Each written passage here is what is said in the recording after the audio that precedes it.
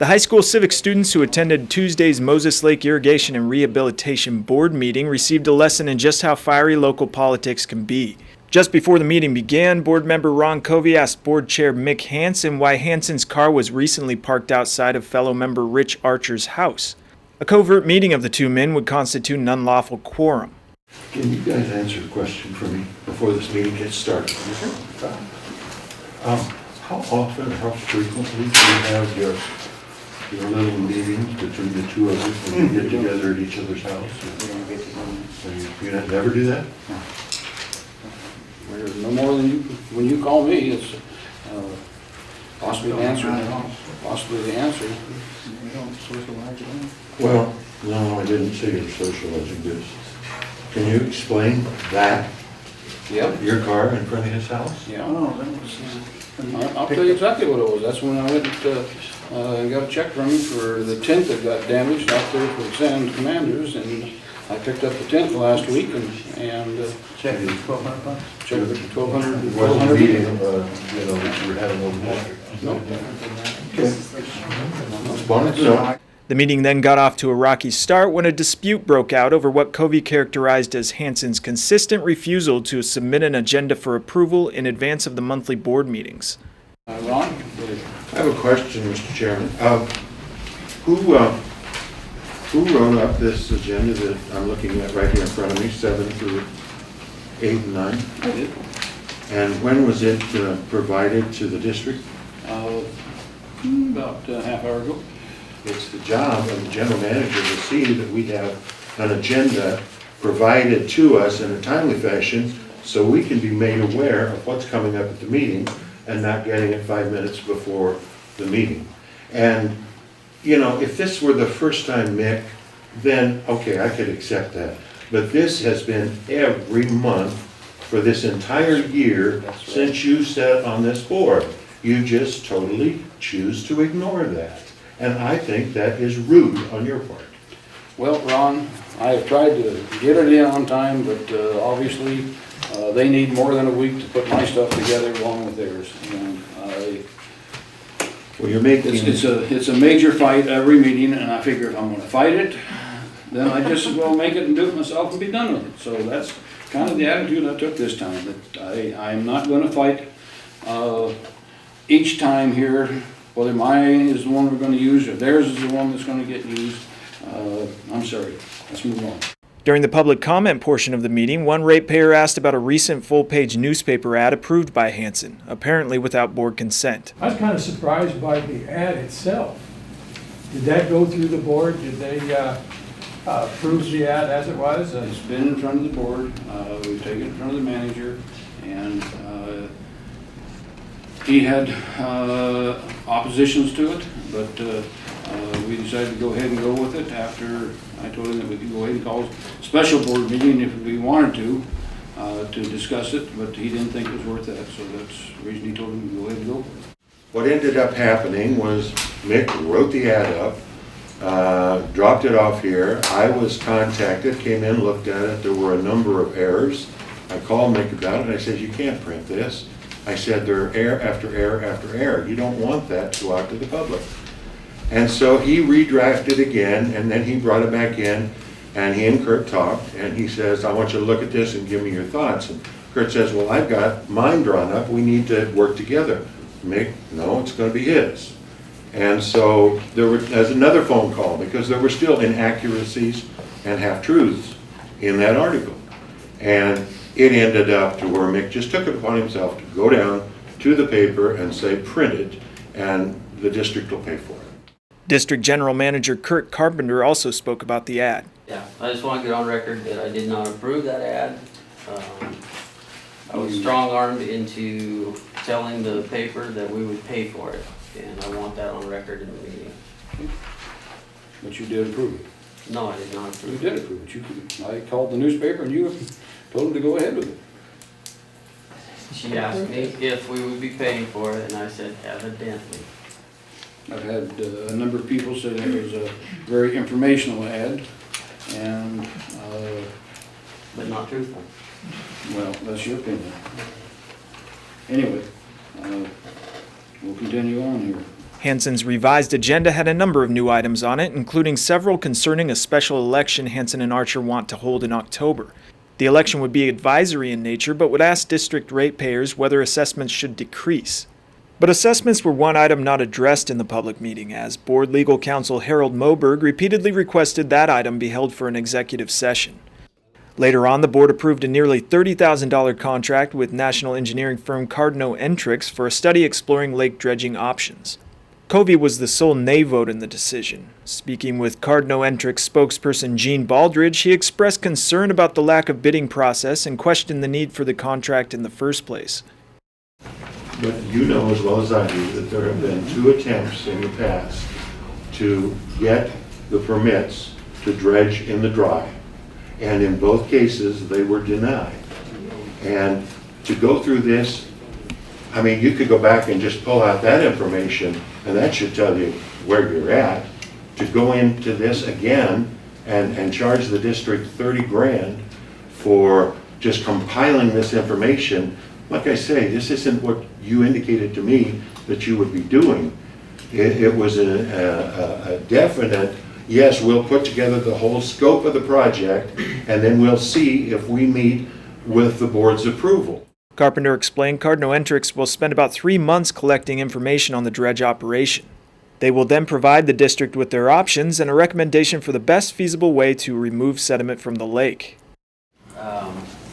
In order to get the best and most appropriate analysis of the best way to do that, there's some processes that need to take place, and this route seemed to be the best route. Now, the dollar figure and everything, that's why it's here as proposed to the board. We definitely want to move ahead with this, and I think you're the engineering firm that, after all this time, that we're finally looking at hiring, if we can make it all work, and you feel comfortable with it when it's all said and done. And I think that I would accept a motion to go ahead and Point of order, Mr. Chairman. I would like the record to reflect the fact that this is not the legal process that one follows in working with an RFQ versus a contractual arrangement. You're not writing at all, Rich. I want it written in the record. We don't have a recording? I don't know, It's being recorded, Ron. but I want it in the record. It'll be in the record. Excuse me, Mr. Chairman. Just put down that it's not following the legal process of an RFQ. Okay. Thank you. I think your point is out of order. I think that we are following what we're trying to do. We're trying to work with the manager, we're trying to work with the contractor here, and we've been through all the legal stages time after time here, trying to get this taken care of. Here we are into September, and we're still trying to hire a firm to be able to do what we're asking for, and I think it's another stall on your part to see what you can do to keep us from actually getting somebody that can go out here and work in the dry. I would only like to comment that it's a waste of the district's money and the ratepayers' money. I'd like to make another contract. Been sitting here all night listening to bickering back and forth, and I hate to do it myself, but that's kind of the way it is.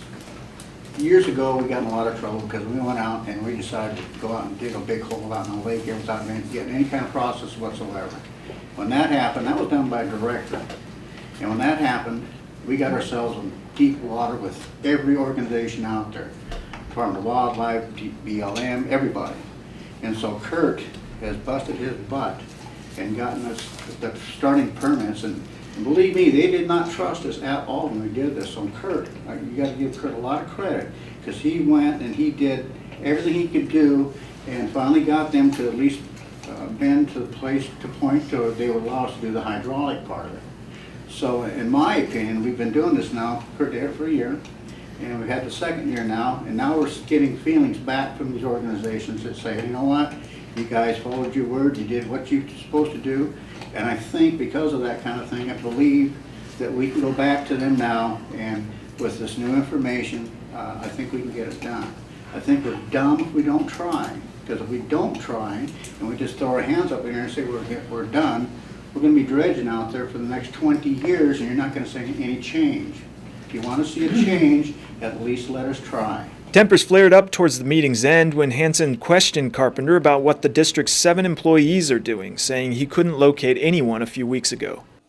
But I couldn't find an employee anywhere. I drove out to the park, I drove over where the dredge pond is there, where that portion is. I went over by the shop, the office there, and I never found one employee anywhere. I don't know if they were all in the office here and I didn't see them, but I'm just curious, what is everybody doing?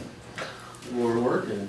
Like I said, we're scattered all over 7,000 acre lake. We have a park, we have dredge going, and we have 3 different things going on.